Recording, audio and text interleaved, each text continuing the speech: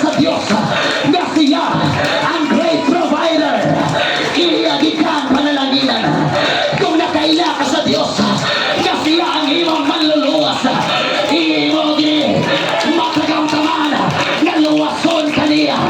Kung imong nailat, yan Diyos ang imong protektor. Walay aksidente, walay dilubyo na may tabo sa imong kinabuhi because you have faith. You have faith. Kadepende ang Diyos kung unsay mong pagkila sa iya. Sayang atong pagkila sa Diyos, kadepende sa atong sinultian. Ano mga tao magsigis ko itong problema? Huwag kayo nakailas Ginoo. Problema ng good. Pastor, ay? Asa problema? Bulsay mong naw. Bo.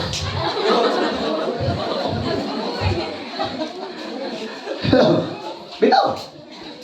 Mailhan unsa ang imong gituuhan sa imong sinultian. Pero ako na ipasabot. Dili sa tanang panahon unsa imong gisulti mao'y imong natuuhan. Ako na ipasabot. That is why kung mosabuta sa Biblia, kung magtunta sa Biblia, kinahanglan verse to verse. Let the scripture interpret scripture. Di ka magbase lang sa usa ka verse, kundi imo na siyang pangitaan nga naay mo support na.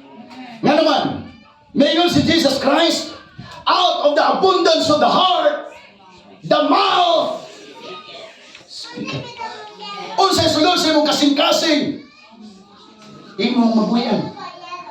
Pero si mismo si Jesus Christ naging po. Tama gid ang gisulat ni propeta Isaias kini mga tawhana. Kini mga tawhana nagapasinugan ako pinaagi sa ilang mga ngabil. Apa nang gilang kasing-kasing. Halayo kana. Hello. Natay nasulti nga dili realidad sa atong kinabuhi. Example, mga daga. Basta bati ganing naon. Eskwela pa ko study hard.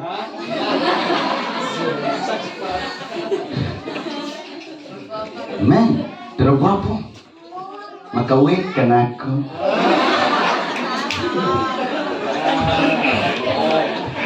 Hello. Daghantag mga gisulti na diligikan dili. But most of the time, ang imong pagtuo nagadepende unsay imong sinultian. Mo na nga mga tao nga kanunay magsulti maayo ang Dios, naanay pagtuo sa Dios. Hallelujah. Huwag ka magbase sa atong sitwasyon. I believe na moagit ang rock road sa kinabuhi. Apan paminaw lang Dios sa pulong sa Dios. Ako nang imong isulti, kanay ko ng Dios. Kamahalan ng Dios. Maayo ang Dios. Ang imong isulti, pagkain sa Ginoo. Pagsimba sa Ginoo. Nga naman, natamnan ka. O pinunanay, kapulong sa Ginoo. Natamnan ka sa pinunanay, kapulong sa Ginoo. Dahil sayang mo gawa sa mga ngabil. Ang pagdaig sa Diyos.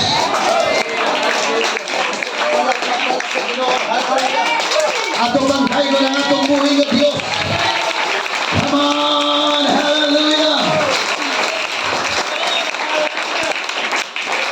Praise the Lord! Let me explain mga kapatid bago ta mangadto sa pinakadugukan sa atong mensahe. I just want to remind everyone that there are types of faith.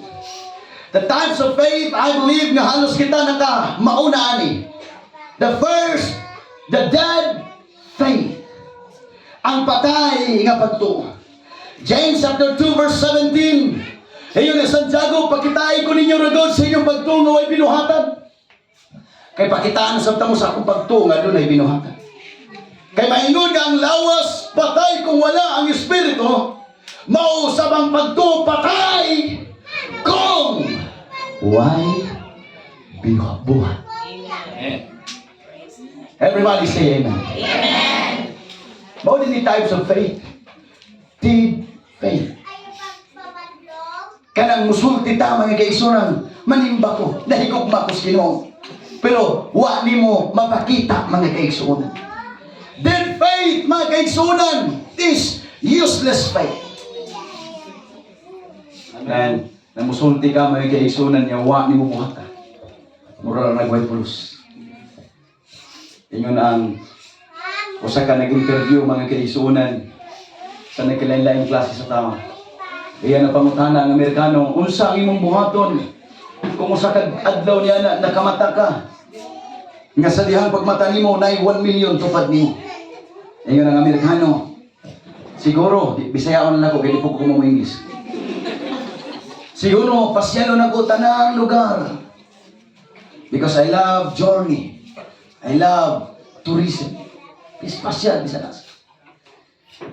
Ingon ako sa nag-interview. Ikaw, Inchik. Unsay mong buhaton kung sa kadlaw niya na pagmata nimo na 1 million sa imong tupad. Ingon ang Inchik. Ako, imo negosyo, daga na ayo. Ingon ang Inchik. Ako, kumpinsensiyaan.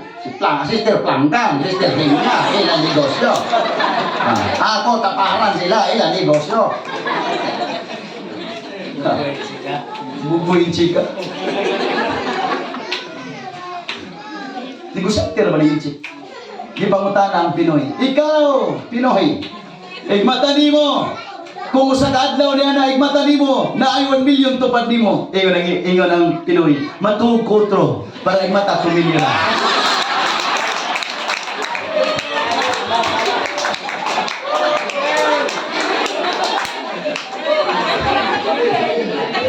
Dawat kinislimpyo din Pinoy. Gahi.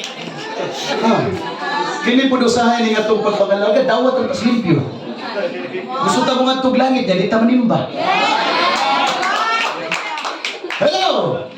Gusto ta mahigugma sa Ginoo, pero di kay ta kamunguampo. Praise God! Why live ron sa kalibutan? Amen! Kasang tayo kabaw gipalit mga kaigsuon. Ang tanan kinahanglang adunay buhat mga kaigsuonan. Kung nagtuo kang panalanginan, suportahi ang buluhaton sa Ginoo. Kung nagtuo ka mga kaigsuonan, gayon sa Ginoo. Ipiko ang imong mga tuon para magpakiluoy sa Ginoo. Because faith without works is dead. The second one, demonic faith. Naapulay demonic faith. Bantay ka, ikaw kay pagtuo, yawan ay pagtuo, lupit ka. Kaya ang Biblia nagingon mismo sa Santiago nagingon, nagatuo ka na usalang ang Diyos. Sakto na. Kaya mismo ang yawa, nagtuog. Nagkurog. Kita katuo ta, pero piyong-piyong ka. Pero ang yawa, tuog, kurog. Amen. Buat pasabot mga kaigsunan, usa lamang ang Diyos katong gialagaran. Praise the Lord. Hallelujah. Di kaaning demonic faith mga kaigsunan. Gusto tag Christian faith. Hallelujah. Ang pagtuo nga aduna lamay usa ka Dios. Usa ka pagtuo. O usa ka bautismo. Amen. Aduna lamay usa ka Dios mga kaigsunan. I don't care kung unsay gitudlo sa inyo ha.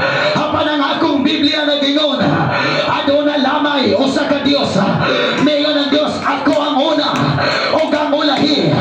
Wa na mo sunod pa kanako. Walay laing Dios akong wala. Walay laing Dios akong to. Ako lamang ang naginusarang Dios. Ug ako ang Dios nga apoghuan. Demonic faith. The third one is vain faith. According to Matthew chapter 7 verse 21 to 23, not everyone who says to me, Lord, Lord, shall enter into the kingdom of heaven, but he that doeth the will of my Father which is in heaven. Ayo si Jesus Christ, daghan niyang muduol ka nako natong adlaw. Pinuo ba mi magpagawas og mga yawa pinangis imong nga? Nagaayo mi balatyan pinangis imong nga. Mayingon si Jesus, palayo ka mo. Wako ka mo ikakaila. Sekarang wawa na. Ano mo ikaw? Uy, parinti na ko na. Uy, parinti. May nangingong parinti. Uy, yo.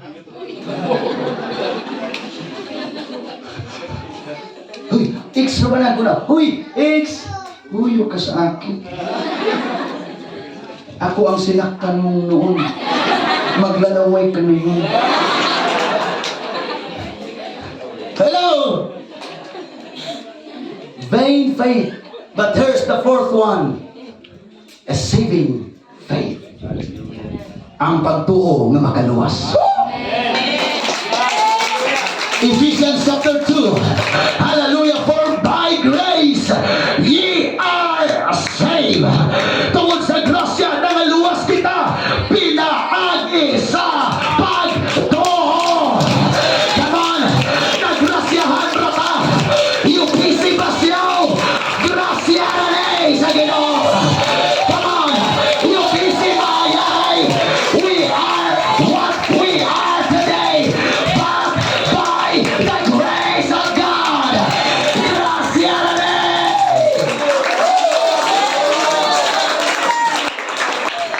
Amen. Di ko malimot. Brother Nante, sa inyong pangandoy sa una. Nangandoy mo, napatay distortion sa una na usapay tingog. Ngandoy kini ng gadget na nindo. Nung ka itong mixer na, first mixer na to. Buhi na ba ka ito, Brother Joy? Kaya yuyok na ba? Muna ginani, mau ba niya? Itong ginani kadako. Itong sanyasi pa na ito gikuha. Powered amplifier. O power dako pa ito ani. Powered mixer. Kami nga nagsugat ato sanyasi. Sabon. Isuod pag karton. Kaubas drums. Isapuang ka na.